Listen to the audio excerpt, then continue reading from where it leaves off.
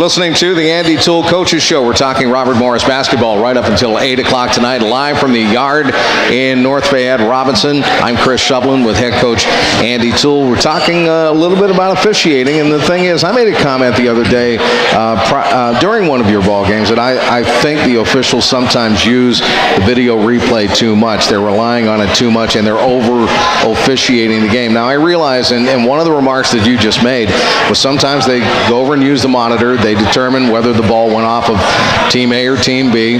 They determine how much time is exactly to the 10th of a second remaining in a certain possession in the game in some cases. And I understand the use for that, but sometimes I think they lean on it just way too much, and it has slowed the game down. And I'm not just talking about Robert Morris games. I'm talking about NCAA basketball across the board. Yeah, there's times where it definitely slows the game down. It breaks the flow up.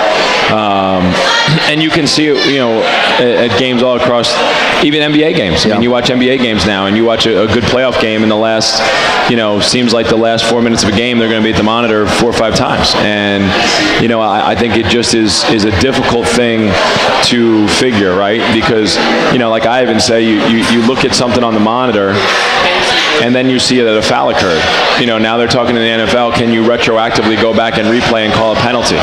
Man, that's in the case of the Rams. In the case of the Rams-Saints game, yeah. and you just when does it stop? When do you say, okay, these guys are the professionals? Just like coaches make mistakes and players make mistakes, and a good official will tell you, man, I really missed that one. Mm-hmm. But they'll also try and I think make up for it at some point in time. They're going to do their best not to miss anything else for you. And I think that's what good officials do. I think they communicate with the coach when they know they were wrong, and I think most coaches respect guys that do that throughout their careers and throughout seasons. But it's it's something that's never going to be out of sport, right? There's always going to be issues with officials and issues with calls and all that stuff, and I think that's what makes the sport so exciting, and at times it's what drives you mad. Yeah. I want to bring up one more instance, and I'll get off of the guys in the striped shirts too. But in the St. Francis Robert Morris game on Thursday night, right at the end of the first half, tempers got heated. There was some pushing and shoving at the tail end of the first half. After the clock had hit 0, the officials rushed in, and all 3 of them literally grabbed the St. Francis players around the waist and were blocking them a la football back toward the end zone. And the St. Francis coaches came across as well. And a couple of guys came off your bench, and you were grabbing them back. The thing is, what it resulted in was a player for Robert Morris, Yanis Mendy in this case, and a player for St. Francis, both got double technical fouls. Now, from my vantage point and watching as much basketball as I have down through the years, to me, they both deserve technical fouls. But I don't believe, deserve to be thrown out of the ball game and have double technicals called against them. I thought there should have been a technical against each one of them. They should have offset. That would have been the end of it. Calm down, you guys. You do it again, you're out of the ball game. Instead, they gave each player a Class A technical foul, which basically is a double technical, and they ejected him at halftime. And you lost a player, and they lost a player at halftime too. Yeah, and it was hard. I thought Yanis was having a really good game for us. I still haven't got a great look of all that went on. I know there was some stuff on the play prior where Yanis kind of thought he got pushed. And I think as a team at that moment, we had kind of lost our mind there for the last 2 minutes of the half. And I think that was kind of the culmination of it. And I think Yanis' frustration, not only with what he felt like was getting pushed on the prior play, kind of led to the 2 of them getting face-to-face. From what I saw on the film, it didn't seem like there was a whole lot other than guys just being nose-to-nose. Mm-hmm. And, Yanis kind of moved his hand, moved the other player's hand kind of out of his way, and then everyone kind of came in. One jersey get stretched. Yeah. So, I mean, it's, the refs kind of said that they really, if they wanted to, they could have turned it the other way and, ejected guys for fighting and ejected guys for coming off the bench. And, I thought the time had kind of cleared and it was halftime. And so, it's hard to say they're come off the bench when it's halftime. But, I was glad our coaches got out there, their coaches got out there early, and there was nothing else other than that. But it was hard to lose Yanis for that second half because, I thought he was having a really positive impact on the game for us in that first half. I think he had 8 points and 4 rebounds in the first half, and, we would have loved to have had him down the stretch. In my opinion, it was another example of using the monitor to over-officiate the ball game, though, because they did spend a lot of time, all three officials spent a lot of time watching the replay, slowing it down, going frame by frame, and frankly, I thought there should have been offsetting technicals instead of 2 Class A technical fouls, but that's me. Well, you're the professional. No. Yeah, you're the professional. So we're gonna err on you've seen enough replays. You hear all the scuttlebutt over the scores table. So I think you know what you're seeing and what they're talking about. I mean, we were just kind of back in that hallway waiting to hear what would happen, and unfortunately, the news for us wasn't great. Yeah, for sure. It's the Andy Toole Radio Show. We're live at the Yard here in North Fayette Robinson tonight in the Pool City Plaza. We want you to come out and join us if you're out and about tonight in the Robinson, North Fayette area. It's right in the parking lot between Target and Pool City. It's the brand new location of the Yard, which is one of the great places, one of the great new sports bars here in Pittsburgh and gastropubs as well. We want you to come out and join us. If you can't, we have our Toole Off the Court segment coming up at 7:30 where I typically ask Andy questions about everything except basketball. And if you have a question for Coach Toole tonight, just tweet it to us at hashtag AskToole, AskToole. That's hashtag AskToole if you have a question for Andy, preferably about stuff off the court, but if you have a basketball question, we'll welcome that as well. We're going to take a short time out. You're listening to the Andy Toole Radio Show live here at the Yard on ESPN Pittsburgh and the iHeartRadio app, keyword RMU. We have a 1-2 punch back in the production studios of WBGG AM tonight, ESPN Pittsburgh. Brian LaMartina's turning the dials right now. Tom Opperman got us started. I'm Chris Shovlin with head coach Andy Toole, and it's the Andy Toole Radio Show live from the Yard here in North Fayette. Good to have you aboard with us. We're getting a lot of Ask Toole questions for the upcoming segment, Toole Off the Court, which starts during our 7:30 segment. But we also received a tweet from Tom Schuster replying to our request for some questions for you, Coach. And this one's more or less on the court. So Tom asked, you were picked 5th in the NEC. Any inkling of surprise with the fast start by your ball club this year? I mean, I wouldn't say they were surprised by it. I think our guys, and I think as you look across the league, I think there's a lot of parity. You look at the scores each and every Thursday and Saturday, and even the first week, the first 5 games, I'm not sure you would have picked the opening night winners very easily. And so I think our guys always believed that they could play with all the teams in the league. I think we've done a good job of defending throughout the league, and I think we've shared the ball really well. And I think when we've gotten away from that a little bit, we haven't fared as well. Obviously, gave up 80 to LIU the other night against St. Francis, PA. We were kind of controlling the game for a while, and then they went on a large run. And then the first half against FDU, we didn't defend as well as we're capable of. So, that's really the key for us, making sure we can defend people, making it really difficult for them to score, and then continuing to share the ball offensively. So I don't think there's surprise from our guys. I think they believe that they were a team that would be competing for a championship in the Northeast Conference, and that's always our expectation each and every season. And so far, this one has been no different. Tom allows us to enter into a discussion on the last 2 ball games as well. You're still in first place in the Northeast Conference despite the back-to-back losses. You did lose a game in the standings, but you're still a game ahead of everybody else. Yeah, and again, it's 10 games in. It's obviously it's better than being in 10th place or 9th place or 8th place. So we're fortunate to be here. There's a small part of you that thinks what if you could have made a couple more free throws or taken care of the ball in these last couple games. What kind of position you would have put yourself in, but you can't dwell on that very long because it didn't happen. We didn't do those things, and so we just got to learn from them. We got to have great preparation this week as we prepare to face Bryan on Thursday night and get back to our winning ways. The first time we played Bryan, it was a rough, aggressive, physical game. And I think we did some really good things over stretches, but there were times where we let our guard down. We had a double-digit lead. They came back and made it, I think, 4 or 6 at one point late in that game, and we've got to make sure we're playing for a full 40 minutes because, everybody is so closely jumbled in the standings. Bryant's at 5-5, and you can go from first place to 5th or 6th place, in a weekend. And so, we got to make sure that we are, continuing to look forward and trying to figure out how we can play our best basketball here in these next 4 or 5 weeks. The other night, the Thursday night game at home against St. Francis University, you had a 14-point first half lead, and you really saw them surge at you in the last 4 minutes of the first half, and that's when they took a little bit of control in the ball game. You did come back. You were down 11 in the second half and made a rally. Ended up tying the ball game up, but they were able to break away at the tail end of the ball game. So it shows you that even with defeat, the game is a game of runs. It's a game of stretches.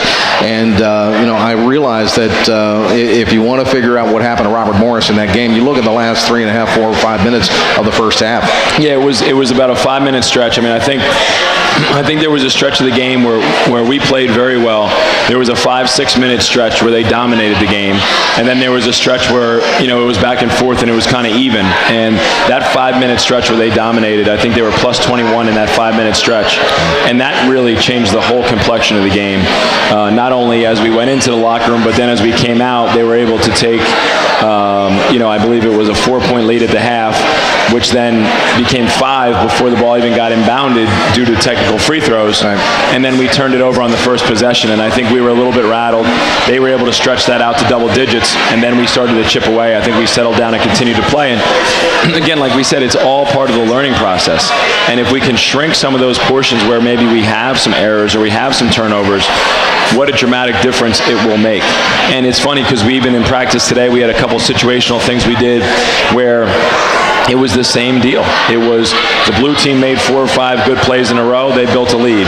Then they turned it over or didn't defensive rebound or took a quick shot. Boom, and then all of a sudden those scrimmages became closer again. And I tried to point out in each of those little areas about sometimes it's not even making the great play.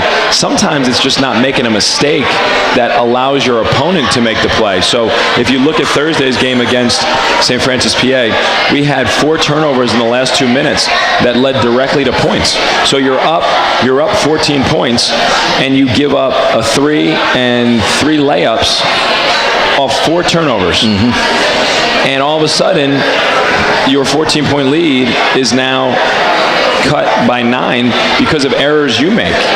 Right? And not that St. Francis wasn't playing good defense, but it was some foolish decision-making by us where on back-to-back plays with under a minute to go, we dribble into 3 guys and the ball gets taken from us.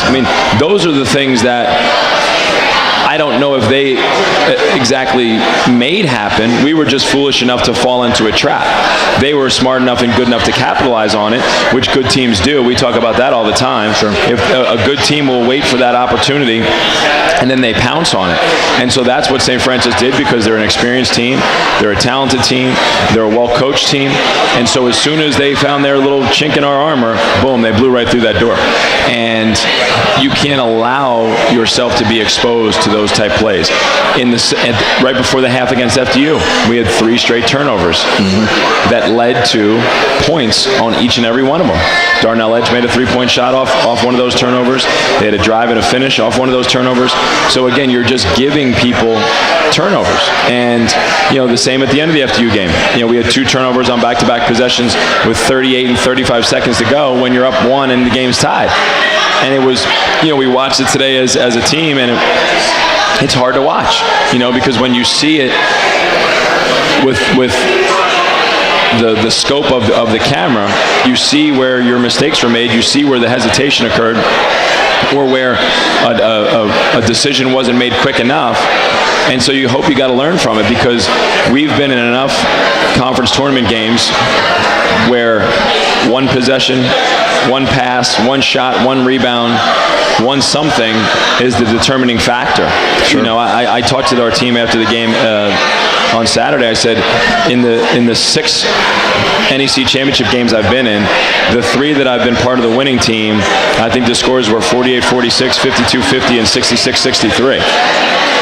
The games we lost, Mount St. Mary's, LIU, and LIU, those guys scored all in the 80s. All in the 80s, yeah. And so how do we have to play to be the most successful team that we can be? And that doesn't mean we can't go and score and do all that stuff, but we have to make sure that that defensive side of the floor is a non-negotiable, that effort, that energy, that focus has to be there to make it as difficult as possible on our opponents to score. And in the first half against FDU, they had 47 points at the half, and they were shooting 55%. And they made some tough shots, don't get me wrong, but they never felt uncomfortable. They never felt like they couldn't get an inside touch. They never felt like they couldn't get some penetration off a ball screen. And then in the second half, they scored 28. So how does that change, right? We told the team before the game Saturday, in our losses going into the game, we were giving up 78 points a game in our conference losses. In our conference wins, 58. So what's the key? What's the recipe? It's a huge swing. It's a 20-point difference, right? And even if you found a middle ground there and it was in the mid-60s, you'd give yourself a good chance each and every night. And so that's got to be who we are. And if we want to try and be a run-and-gun offensive team, it's going to be much harder for us to be successful when we really want to be successful versus defending, rebounding, taking care of the ball. I know a lot of teams are pressing you right now, and I know you're working on the press in practice a little more than you had been in the previous parts of the season this year. And teams are trying to squeeze you. Yeah, and they got to. I mean, I think people understand that, we're trying to control some tempo, and so they're trying to speed the game up. They want to make it a faster tempo game. And that's, because there's good coaches in our league. They're not fools. And so we've got to be smart enough, we've got to be strong enough to be able to get the ball where we need to get to. And I think we also have to trust our teammates. I think in both of our turnovers late in that FDU game, with a good, quick decision, the ball would have been out of the trap, and I think we would have given ourselves a much better opportunity either to get fouled the first time or the second time to basically take the last shot of regulation. And we weren't able to do that, unfortunately. And that's the frustrating part. And so again, it's a learning process. It's us continuing to get in some of these situations, figure them out together as a group. If we don't figure them out, how we can learn from them so we can be better next time. And I think that's the key, because those 3 games that come in March are really the ones that matter most. And you got to be playing your best basketball, and you want to put yourself in the best position to have some home games in that environment, which we are trying to do right now. But it's got to be that constant process of learning and improving, because there's still, we say there's 8 games left plus the playoffs. That's a month. There's still a lot of things we can learn and improve on in that time. And I think sometimes the teams that continue to do that as the year goes, those are the ones at the end that are right there, competing for a championship. 2 losses in a row, but they were 2 losses by 3 points. And when you talk about 3 points, you're talking about a shot here, a possession there, a turnover. They make all the difference in the world, and that's what separates the wins from the losses over the last couple of ball games.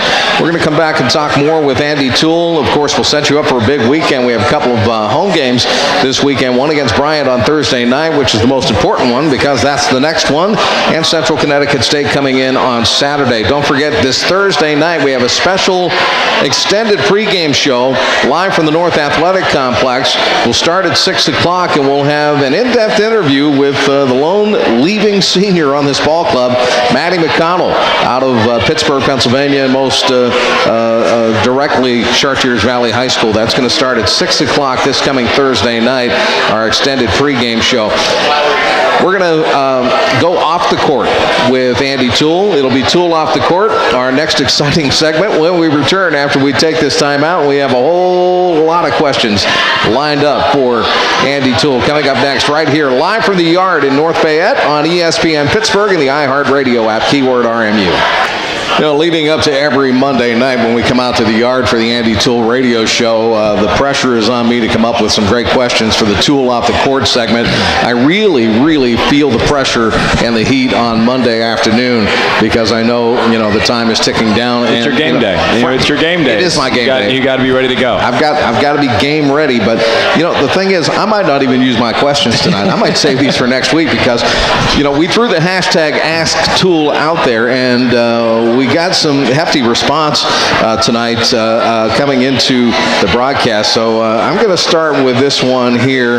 This is from Dylan. If you would be playing in a basketball game tomorrow, now I realize this is Toole off the court, but this is a music question. Okay. If you'd be playing in a basketball game tomorrow for either Penn, Elon, or CBA, Christian Brothers My Academy, high school, yeah, your high school, or Forestdale Middle School, he didn't throw that in there? we can go all the way down that far if you want to. What songs would be on your must list as far as your warm-up play list is concerned? I'm not even going to... He wanted to know 5 songs. They have to be current songs, or do I have to pretend like I know songs that are out right now and popular? It could be any songs in general. Okay. Well, It's got to be on your warm-up playlist. What songs would be there? I mean, obviously, there'd have to be a Springsteen song. Yes. When I was in college, I would listen to the live in New York version of 10th Avenue Freeze Out on the bus on the way to games. It's about 10 minutes long, so that's a little bit of a longer song. But so there'd have to be a Springsteen song on there, number one. I would have the song on my current, because if it was now, not 15 or 20 years ago when I was actually playing, Lil Wayne Uproar would be on it as right now. That one got taken off our warm-up tape this year for potential explicit language. I gotcha. Unfortunately, that would be on it. Trying to think what else would be on it. Those two for sure. Maybe like I mean, this is gonna date me a little bit, but maybe like an AC/DC, maybe something get you fired up. I think that was on like every high school warm-up tape of every gym I ever went to. Thunderstruck or something along those lines. But I would go with some current music. I mean, I'd probably have some Meek Mill that's out now, or obviously some Drake or some popular stuff that's just stuff to kind of get you excited and get you fired up. And sometimes our guys will play music before practice, and I'm not always sure what everybody's saying when the songs are on, but I got to ask for translation. But there's usually some good energy and some good rhythm to those, so some of those might make it on as well. All right, that sounds good. Thoughts on the Super Bowl last night? I know you're a defensive-minded coach, and that was a defensive game last night. It was. I think it's great. I mean, I think that's what's, I know the NFL wants scoring, just like everybody wants to see scoring, and they want to see touchdowns, and they want to see all this stuff. But, I think anytime you have a game where either team has the opportunity to win it late, I think that's what you want, right? And the Rams had opportunities to make plays, and obviously the interception on the first drive was, that was kind of a newsworthy thing because, Brady and, throwing an interception for the first time in the last few playoff games. And I enjoyed the game. I mean, I enjoy seeing teams like that. I enjoy seeing some of the decisions that get made and trying to pick up anything that the coaches are trying to do. But I thought it was a good game. I thought it was an exciting game. And I love kind of sitting there and listening to the post-game recaps and some of the post-game speeches. And, as a coach, when you hear Julian Edelman, who's the MVP, saying, I was just trying to have a good week of practice. Yeah. I mean, it makes you like, a tear well up in your eye because, that's exactly what you're trying to get across to your team every day about how important those habits are. And, the Patriots, whether people love them or hate them, I don't think you can dispute the nature in which they run their organization and how it's, so much about the game of football and the way that you prepare and all the habits. And it helps when you have, a guy like Tom Brady who's leading that charge and, buying into everything that goes on within their program and their organization. All right, let's push you further away from sports. Still Super Bowl topic. What was the go-to snack item last night at the Toole household? We had some wings, of course. We had some guacamole. We had these Nathan's hot dogs, full-size hot dogs that were like wrapped in a bagel. Okay. Like old school bagel dogs, if anybody remembers those. And they had to be Nathan's, of course. They were Nathan's. Coney Island. And it was sliced, and they were sliced. And I could not walk by the plate without grabbing at least one or two each time. I think they were really for the kids, but most of the dads had their hands on them more than they'd like to admit. How many people did you have over? We had two other families that just kind of live right in our area. All right, speaking of food and cooking at home, when you're cooking at home, What is the meal you Why do you prepare? Why do you laugh about that? Because this got tweeted in, and I can't see you in the kitchen. But obviously, It's probably smart that we've you all can't. been there. Yeah. We've all had to do it. Is there a go-to meal that you prepare? No, there's no go-to meal. But here's what I will say. Hello Fresh. I don't know if you're, like those at-home meal things. Yeah. Hello Fresh, Blue Apron, all that stuff. So we will get Hello Fresh, and it's basically cooking for dummies. Like, you can't mess it up. So if I get home first on the weeks we get Hello Fresh, like, I actually feel like accomplished, because it's like paint by numbers. It's crazy. But I can actually put the meal together. They give you every ingredient packaged perfectly, so that's about the extent of my cooking. I will grill, though, in the summertime. I will grill burgers, dogs, all that stuff. I do like being out on the grill, but Brooke does a majority of the cooking, and majority might be an understatement if she's listening in our household. I got you. This is Toole Off the Court, the segment that we ask Andy Toole questions about everything except basketball. So let's go to the next one. This is from Matthew from New Jersey. Okay, he tweets in a question at #AskToole. Oh, this is a great one too. If you had to enter the witness protection program and change your first name, what would you change it to? That's the most ridiculous question we may have ever received on Toole Off the Court. I think I would go with Matthew.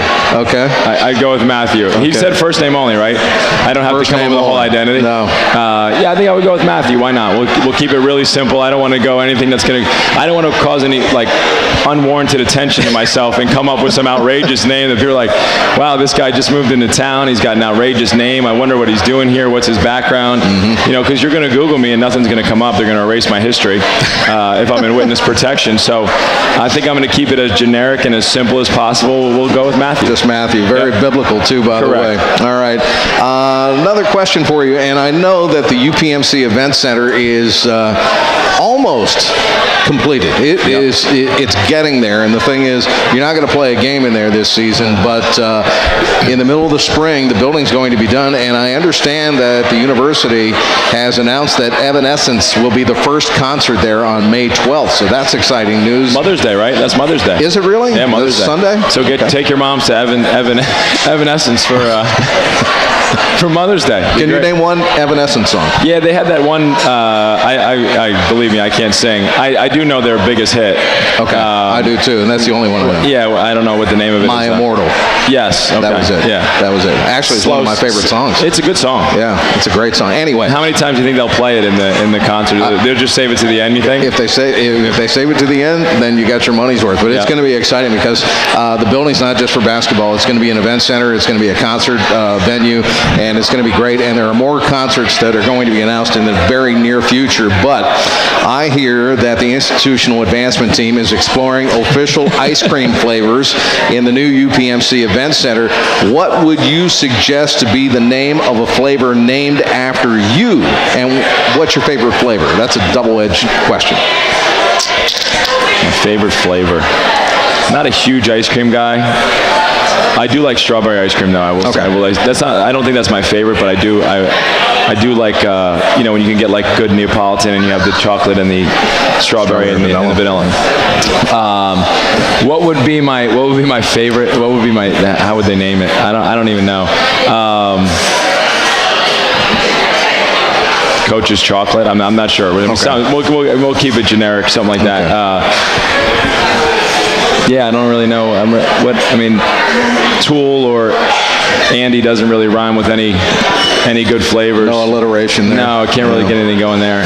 No. Ben and Jerry's took all the creative names for ice cream, so I don't know. I might have to rack my brain on that. We'll have to think about that one. Okay. As we said, Evanescence is announced as the first concert at the new UPMC Event Center. What other bands would you like to see on campus now that there is a concert venue? Well, the E Street Band. I don't know if they're going to play the building. They might need a little more space, but I don't know. I'm excited to see because I think it'll be bands on the way up and some bands maybe on the way down. So I might like to catch some of the bands that are kind of, going on a reunion tour and playing, mostly hits, maybe one or two new ones, but like, you get like, some classic rock bands of the 70s or the 80s maybe that are coming through that would want to play. That would be, a really fun night out. I'm looking forward to that aspect of it because I do think it's going to add another dimension to campus and to student life, and even just that whole, University Boulevard area where, hopefully there'll maybe be some more excitement and energy going because you got 4,000 or 5,000 people coming on campus multiple times a month or whatever for athletic events as well as concerts and all the other potential stuff that they can do in there. Well, the contributions tonight on the Ask Toole hashtag were much more enthusiastic than I could have come up with. So. High level. Very high level. I'm going to ask you one final question. Have you ever held office? For example, I know you haven't run for anything politically, but were you ever the class president or the class treasurer, the student government or anything like that? No, I was not. I'm surprised at that because you're such a leader. Truly, I'm serious. My academic claim to fame is I was in the Spanish National Honor Society, which my brother and sister still make fun of me about because my Spanish is horrendous. Okay. Brooke's mom, my mother-in-law, was a Spanish teacher, high school Spanish teacher for 23 years. So one of the first times I met her, I mentioned that I was in the Spanish National Honor Society. So she went into this whole, and I was like, I think I got a mañana in there. That's about like all I could pick up. So I was never involved in student government, unfortunately. Maybe I should have investigated that now that you're making me feel bad that I didn't run for office. I'm just surprised because you have such great leadership qualities, and I just thought you would have been like class president or something like that. Yeah, promise like longer lunch times. Right. Longer recess. Yeah, longer, more dress down days, all the things that win you those high school elections. All those promises. Yeah. Just like the regular politicians. Yeah, leave campus for lunch, be great. All right, that's our Toole Off the Court segment for this week. We're going to come back and talk some serious hoops. Coming up next in our next segment, we'll set you up for the weekend, of course, starting with Thursday night's game against the Bryant Bulldogs, which will be played at the North Athletic Complex, the temporary home of the Colonials, out in Moon Township on the campus of Robert Morris University. It's the Andy Toole Radio Show. We're live tonight from the Yard in North Fayette here on ESPN Pittsburgh and the iHeartRadio app, keyword RMU. All right, let's jump out again between the white lines, get back into basketball talk, and get ready for two tough ones coming up. First one first, it's the Bryant Bulldogs taking on the Robert Morris Colonials Thursday night. It'll be a 7 o'clock tip. We'll have an extended pregame show from the North Athletic Complex beginning at 6 right here on ESPN Pittsburgh with a special in-depth interview of graduating guard Maddie McConnell. We'll have that for you coming up right at 6 o'clock here on ESPN Pittsburgh. But, Coach, let's go between the white lines right now, get you set up for Bryant. What do they bring to this game? And I know you already knocked them off earlier this year on your road trip to New England. Well, they're a really aggressive and I think dangerous team. Jared Grasso, who's in his first year there as head coach, is really trying to imprint put his stamp on his team, and the way that they're competing, the way that they are playing, I think is a credit to him and his staff because they're playing hard for every possession out there, and I think there were some times in the last couple of years where they might not have competed as hard, and I think you saw in the game when we played them in Rhode Island where we built a double-digit lead, and then they really picked up their intensity, and I think Thursday will be no different. They have Adam Grant, who's an excellent scorer, Sebastian Towns, guys that are 15-point-a-game guys. They have some guys that have been Rookie of the Weeks and things of that nature, and so they have some guys that are capable. Byron Hawkins is a grad transfer from Murray State who, his sophomore year at Towson was a double-digit scorer, for Towson. So they have some ability. They have, guard play. They have guys that can really attack and can score and can, give your defense issues. And then they're really trying to compete on the defensive side of the floor. So, we know it's going to be a hard-fought game. We know every game is going to be, a possession battle, and we've got to make sure that we are, playing Robert Morris basketball for a full 40 minutes against the Bulldogs. You mentioned Towns. He is one of the widest of the wide bodies in this league. He's tough to get around. And he's such a mismatch because, he's probably 6'5", but he's so great at establishing position in and around the basket. He can step out and make threes, and he has a ability to keep you off balance, to draw fouls. It's a skill almost where you're the most physical guy in the game, but you're the guy that gets fouled the most. Where you are always kind of, bumping off people and understanding how to seal somebody so they're out of position and then get into their body again where you then get fouled. And, Sebastian Towns does that as well as anyone. He's got himself in much better shape this year, than he had, than he was in the last couple years. And you can see it in his performances. And he kind of is their will and their toughness, and he kind of helps push that program forward. I don't want to talk too much about Central Connecticut State because it's Bryant where the focus is right now, but we do have them coming into the building on Saturday afternoon. Just want to let everybody know that 2 games this weekend, Thursday and Saturday. And if we can just spend the last 3 or so minutes that we have left, Coach, this is Hall of Fame weekend at Robert Morris University as well, and there's a junkyard dog going into that Hall of Fame by the name of Velton Jones, who played point for you, and deservedly he's getting into the Robert Morris Hall of Fame, and he's one of the younger inductees ever into the RMU Hall of Fame. And I just want you to give me your impressions of Velton and his work ethic and the contributions that he made here at Robert Morris for the Colonials. Well, I don't know if 3 minutes will do it justice, in all honesty. I mean, my history with Velton is extremely long, and it's kind of been an amazing journey the two of us have been on. And I recruited him when I was still an assistant coach. I had first met him when he was about 15, when I was working for the Hoop Group, and started to recruit him when I was an assistant coach. And he came to Robert Morris, in part because of our relationship and his relationship with Coach Rice, and he really wanted to put his imprint and his stamp on a program, and that was a goal that he had. He wanted to go somewhere where he could, when he was done in 4 years, say, people know this program and this university because of what he helped contribute to the basketball program. And one of the toughest guys I've ever coached and probably will ever coach, one of the most competitive kids I've ever coached.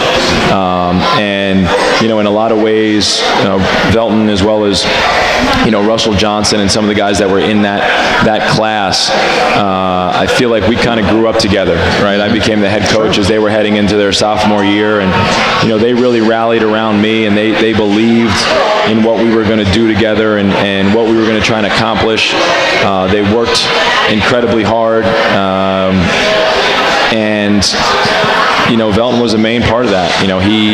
We would lose a game, and I'd be on the front of the bus, and my phone would text and say, "We got to figure this out. We can't lose this next game, or we can't do this." And I could always go to him and get him to kind of rally the troops. And he was a leader, and he was a competitor, and I think his will far out exceeded some of his skill. He didn't always love to be in the gym working out, but I think he started to figure the more he worked out, the better he would be. And his junior and senior year, he was the heart and soul of our team. Helped us win games we shouldn't win, help us beat people we shouldn't beat, made huge plays in games, and he was the ultimate competitor. And I'm really proud that he's going into the Hall of Fame, and looking forward to seeing him this weekend as he comes back to get an honor that he so rightly deserves. That'll be Friday night when he's inducted, and all of the Hall of Famers, and we'll get the list to you on Thursday, but all of them will be at the basketball game on Saturday being honored in front of the home crowd.